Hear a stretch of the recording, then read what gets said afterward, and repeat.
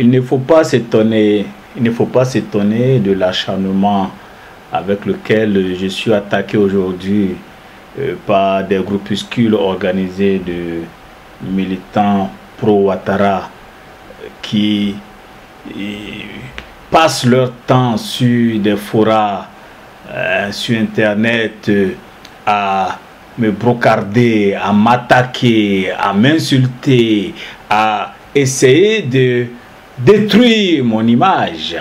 Je ne suis pas étonné par ce comportement et j'estime que c'est normal qu'ils agissent ainsi. Ils sont dans leur rôle. Ils sont dans leur rôle de défenseurs des intérêts d'un clan. Souvent, ce sont des personnes qui ont des intérêts directs avec le pouvoir ou indirects avec le pouvoir.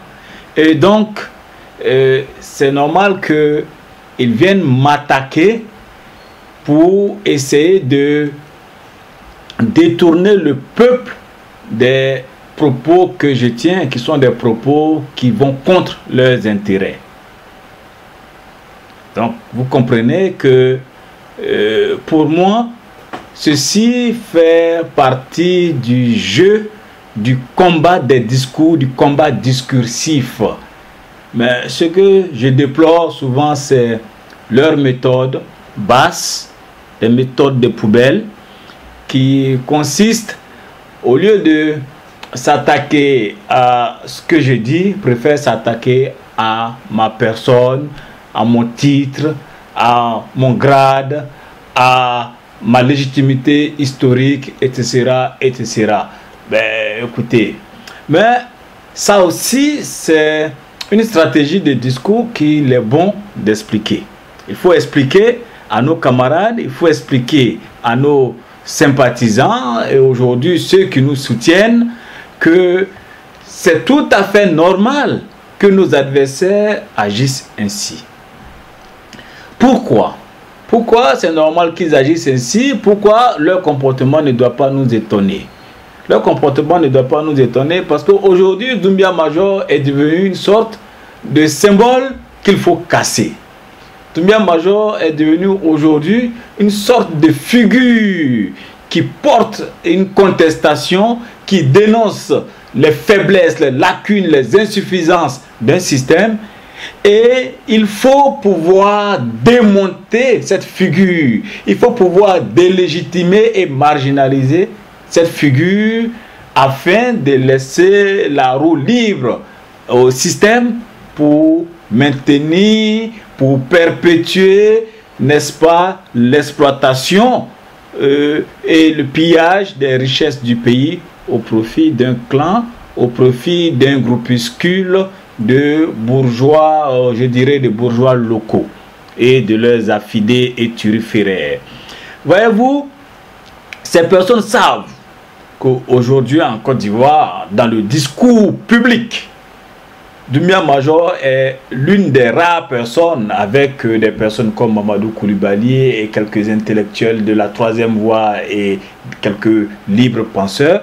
Doumbia Major est l'une des rares personnes donc à ne pas se focaliser sur des querelles secondaires ou des conflits secondaires tels que la libération de tel ou tel prisonnier ou tels que des questions de partage de pouvoir pour présenter le pays comme un gâteau à partager. Doumbia Major n'est pas dans ce genre de considération, dans ce genre de batailles secondaires qui sont des batailles de partage de gâteaux, de partage de pouvoir, ou qui sont dans des querelles de il faut libérer tel. Donc toutes ces querelles de fonctionnement que les gens ont créé, un canevas qu'ils ont mis en place, Doumbia Major est celui qui ne s'est pas laissé prendre par le piège de ce système contraignant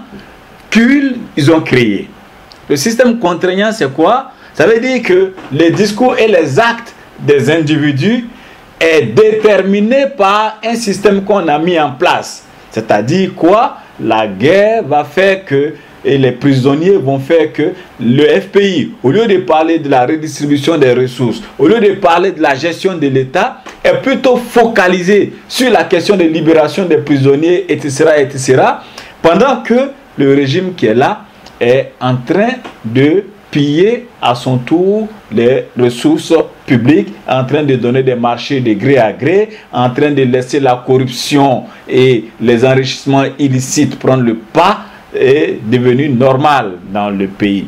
Et Doumbia Major n'est pas celui-là qui va aller comme les Fologo ou les Apia Cabran et Gervais se battre pour avoir une part du gâteau dans ce que certains peuvent considérer comme le partage du pouvoir. Non, c'est quelqu'un qui a dit que ça ne l'intéresse pas d'aller prendre part au partage du gâteau. Il veut rester dans une posture de sentinelle, défenseur des intérêts du peuple.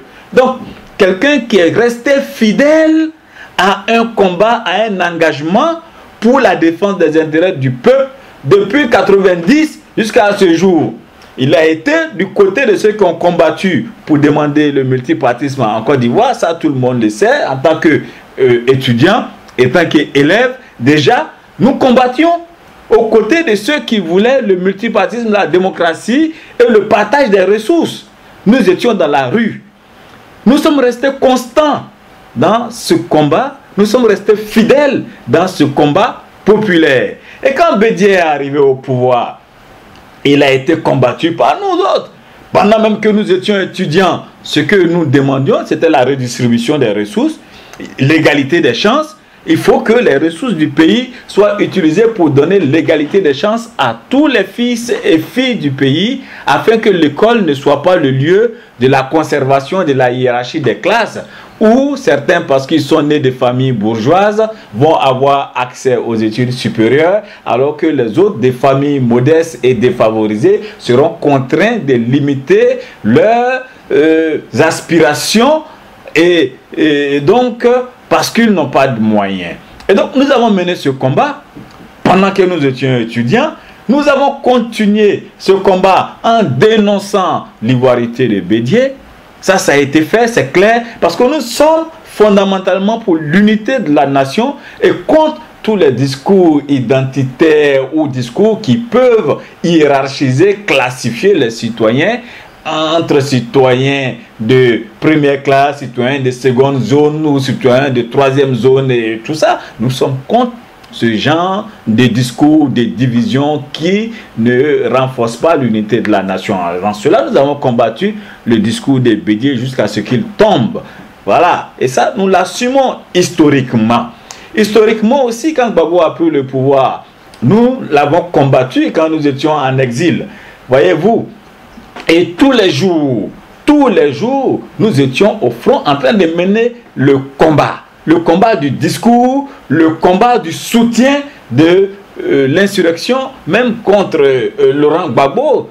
Parce que derrière cette insurrection, il y avait d'abord le discours de l'unité nationale qui n'était pas faite et dont Gbagbo n'a pas réussi à faire en amenant tous les fils du pays à s'unir en disant que tout le monde pouvait être candidat s'il le voulait et qu'il n'avait pas besoin que les gens le contraignent jusqu'à Pretoria pour permettre à ce que Ouattara soit candidat s'il le voulait. C'était les Ivoiriens qui étaient libres de le choisir. Ils n'avaient pas à laisser des personnes tenir des discours de haine, ce qui continue d'ailleurs, vous pouvez le voir sur la toile et autres, avec certains qui considèrent que d'autres ont le droit de diriger la Côte d'Ivoire et d'autres pas, et que d'autres doivent être des éternels dirigés, ainsi de suite, ainsi de suite. Tout ça, ce sont des discours que nous avons combattus et nous étions sur le terrain quand il le fallait, au risque de notre vie,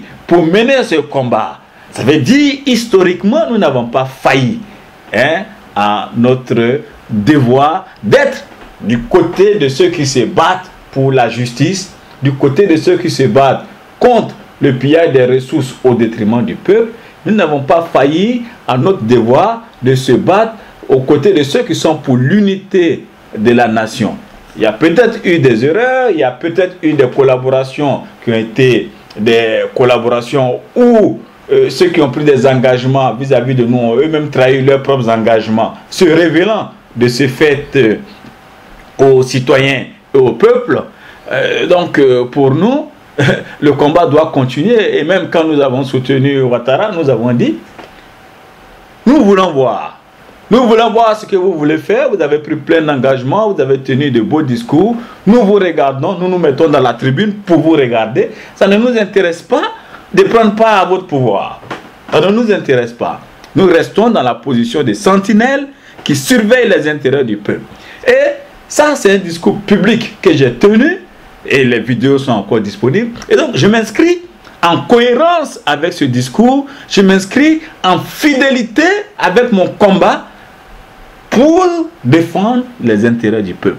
Et donc, voyez-vous, cette posture de constance, cette posture de cohérence, cette posture de regard rationnel que je porte sur la gestion des affaires publiques est une posture qui dérange, est une posture qui est une menace pour un certain nombre de personnes qui considèrent le pays aujourd'hui comme leur beefsteak ou comme leur propriété privée que elles peuvent gérer comme elles veulent. Donc, voyez-vous, c'est donc normal que ces personnes-là s'attaquent à Doumbia Major, parce que Doumbia Major aujourd'hui est une figure emblématique de la contestation. Voyez-vous. Et donc, dans leur stratégie, qu'est-ce qu'il faut faire? Il faut s'attaquer à ma personne et non au contenu de mon discours. L'objectif étant de tenter de décrédibiliser mon discours afin d'éloigner le regard des citoyens des vérités que je rends publiques. Ce sont ces vérités qui les dérangent. Ces vérités les dérangent parce que j'arrive à montrer de manière objective par des faits et des situations les limites et les insuffisances de celui qu'ils considèrent comme leur mentor, de ce pouvoir qu'ils considèrent comme infaillible ou qu'ils veulent présenter comme infaillible. Et donc, attirant le regard du peuple, amenant le peuple à une certaine prise de conscience politique et donc lui donnant la possibilité de voir objectivement les choses, je deviens un danger donc pour ces personnes. Voyez-vous, qui procèdent par tous les moyens pour éloigner le regard des citoyens des vérités que je rends publiques. Et ça, c'est une stratégie. C'est une stratégie de discours. C'est une stratégie qu'on appelle la stratégie de l'écran de fumée, qui consiste à s'attaquer au messager plutôt qu'au message. L'objectif étant de détourner les citoyens du message qu'ils véhiculent.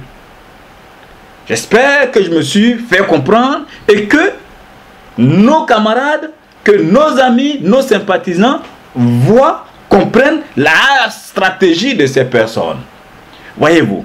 Donc, leur objectif, c'est de fragiliser ma posture d'énonciation.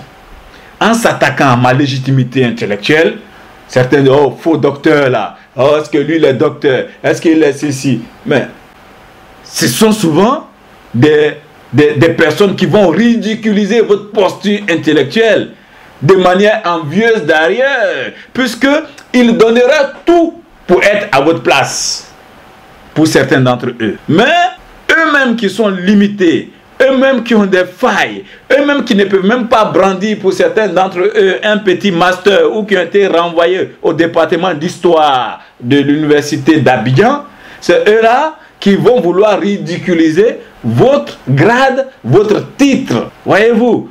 Et donc, il faut le comprendre. Ça s'inscrit dans une stratégie. L'ironie, les railleries font partie des techniques de discours, des techniques d'argumentation pour fragiliser l'adversaire.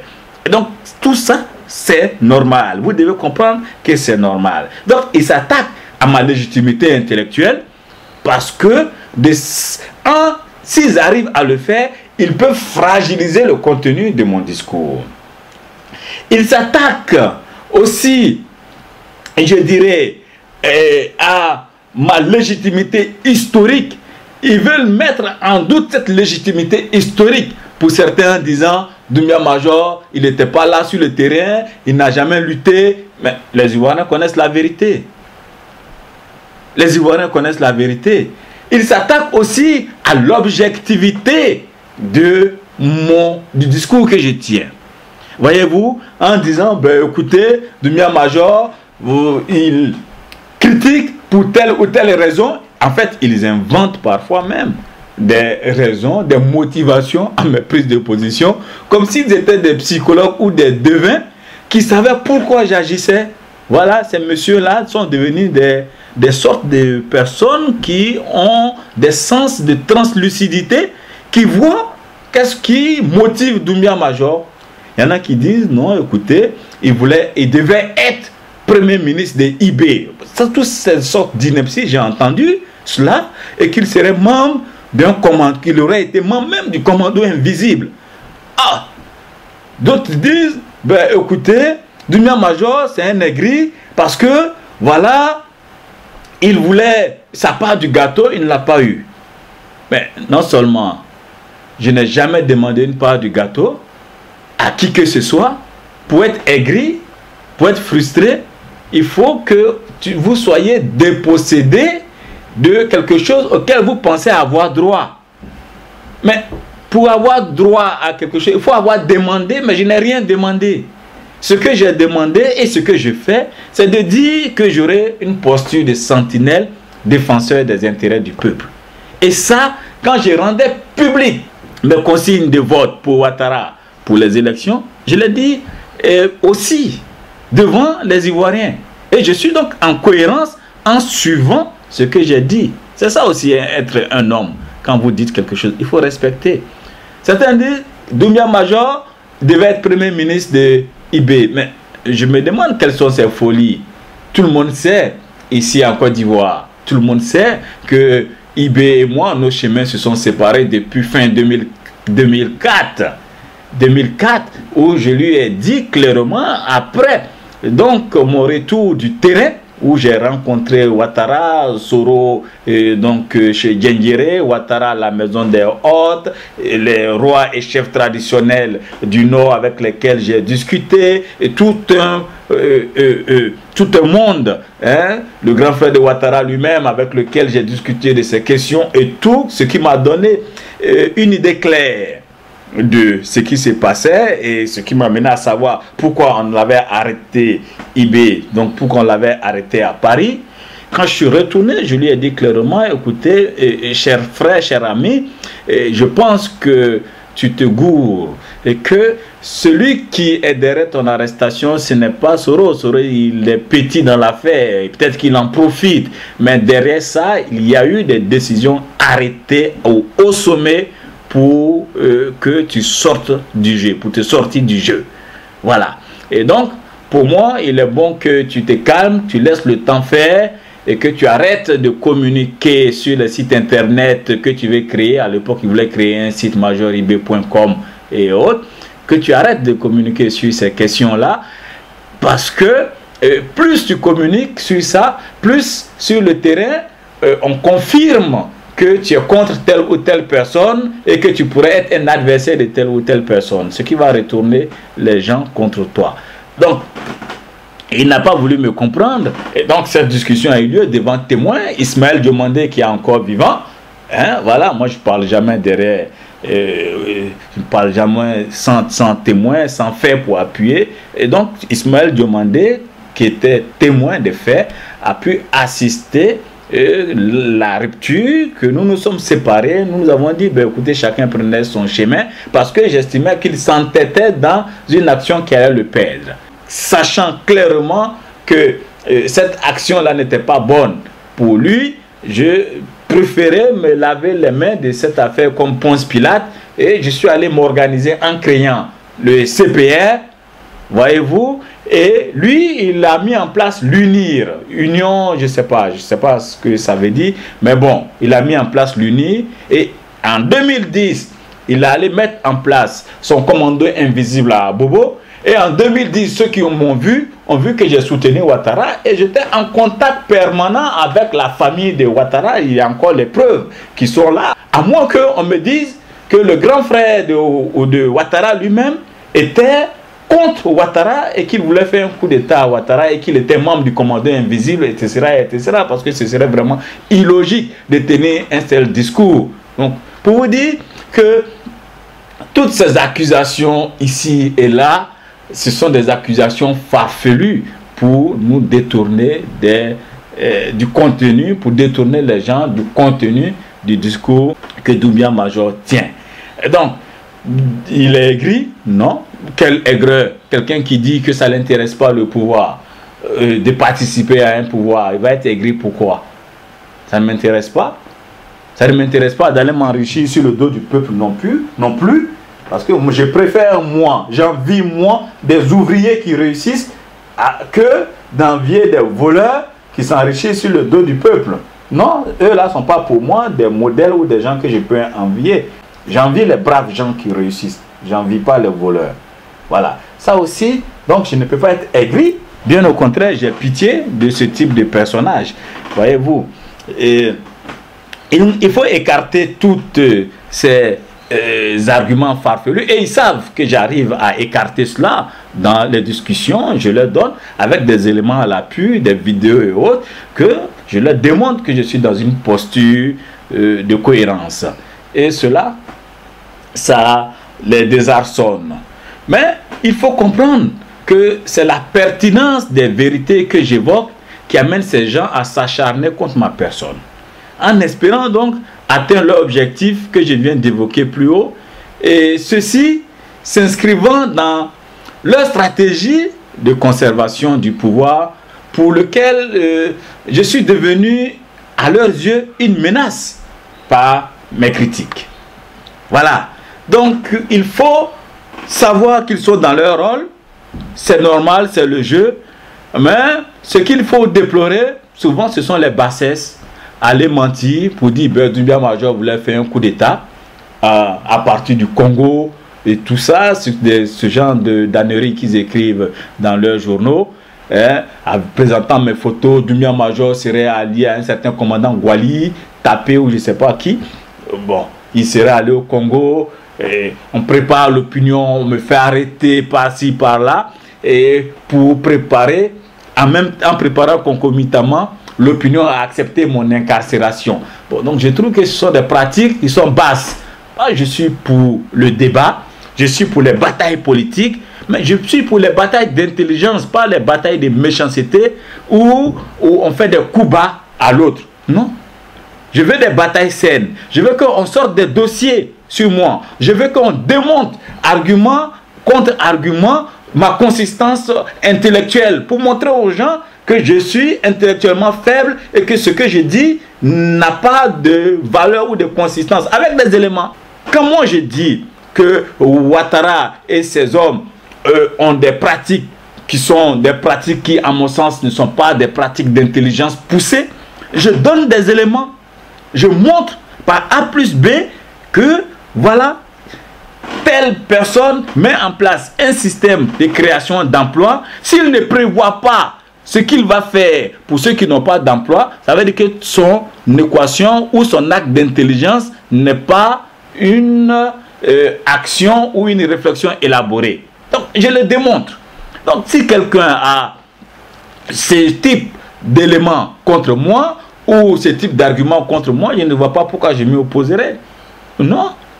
Voyez-vous, c'est pour tout ça que je n'accorde au fond aucun intérêt aux injures, aux attaques de ce que je considère comme la horde de militants fanatiques du RDR, car je compare leurs réactions sectaires, réactions organisées, à celles d'adeptes d'une secte qui sont choqués de voir mis à nu les lacunes, les défauts, les limites, les insuffisances de leur gourou qu'ils mystifiaient au point même souvent de revendiquer d'être ses adorateurs. Voyez-vous, qu'est-ce que vous voulez que je pense des comportements de quelqu'un qui s'est fait lui-même appeler adorateur, qui a décidé de mettre sa réflexion entre parenthèses pour laisser des grands pensants entre griffes penser à leur place. Non? Je pense que c'est des gens qui ne sont pas autonomes intellectuellement et que leurs réactions sont des réactions grégaires. Et donc, moi, je ne me mets pas dans des débats avec des personnes qui sont dans la grégarité. Ce qui est central pour moi, ce qui est d'un intérêt imminent et de portée historique incontestable, c'est que les Ivoiriens comprennent qu'ils ont des dirigeants qui ont mis en place des systèmes avec des insuffisances, qui ont mis en place des systèmes avec des lacunes, et que tout individu doté de bon sens doit pouvoir voir. Tout individu doté de bon sens doit pouvoir voir, par exemple, que dans le système soi-disant d'émergence ou de développement que Ouattara a mis en place, il y a beaucoup de failles intellectuelles, il y a beaucoup de failles. Si je m'inscris, je me mets dans la posture du responsable projet. Donc, je vois beaucoup de failles, je vois que il y a un défaut du sens d'anticipation parce que il n'y a pas de vision prospective, il n'y a pas d'inscription des actes dans le temps long. Voyez-vous? Et aujourd'hui, quand on regarde le système Ouattara, le système économique, le système de développement qu'il a mis en place, on voit qu'il ne prend pas en compte les cas des citoyens de notre pays qui ne travaillent pas indépendamment de leur volonté. Ça, c'est objectif. C'est objectif. Ouattara ne prend pas en compte le cas dans son système de développement des personnes qui seraient malades, ou le cas des handicapés, ou simplement le cas même des personnes victimes de la conjoncture, dirais-je, et de la crise de l'emploi. Et crise de l'emploi, n'est-ce pas, qui est prévisible. C'est-à-dire, tout individu doit savoir que la crise de l'emploi, que des problèmes d'emploi sont prévisibles. Tout dirigeant doté de bon sens doit pouvoir prévoir cela et prendre des dispositions pour pallier à cela. Si tu ne prends pas des dispositions par anticipation pour pallier à ces problèmes que tu vois venir et que tu dois savoir, ben, ça veut dire quelque part ton système il est imparfait. Si ton système est imparfait, s'il est médiocre, on ne peut pas te qualifier de quelqu'un d'hyper intelligent. On ne peut pas te qualifier de quelqu'un qui a des solutions rationnelles. Voilà. Et ça, c'est objectif.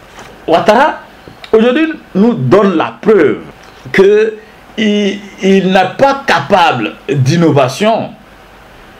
Il n'est pas capable d'innovation et il se comporte par moments, je dirais, il se comporte pas différemment des dictateurs et prétendus pères de la nation qui, confondant les richesses de leur pays avec leur patrimoine privé, se font passer de manière malhonnête pour généreux avec l'argent public. Oui, un président qui se promène lors de ses tournées et voyages d'État pour faire des dons alimentaires ou des prétendus dons d'objets en se servant pour cela de l'argent public pour le faire, c'est tout simplement un président malhonnête, un escroc politique et un imposteur. Parce que tu ne peux pas te faire passer pour généreux avec l'argent qui n'est pas pour toi. Dans un pays, il faut rompre avec ce type d'archaïsme, de paternalisme. Le président n'est pas le père des gens. Les gens ne demandent pas la mendicité au président. Ce type d'archaïsme paternaliste doit cesser dans un pays qu'on veut moderne et démocratique.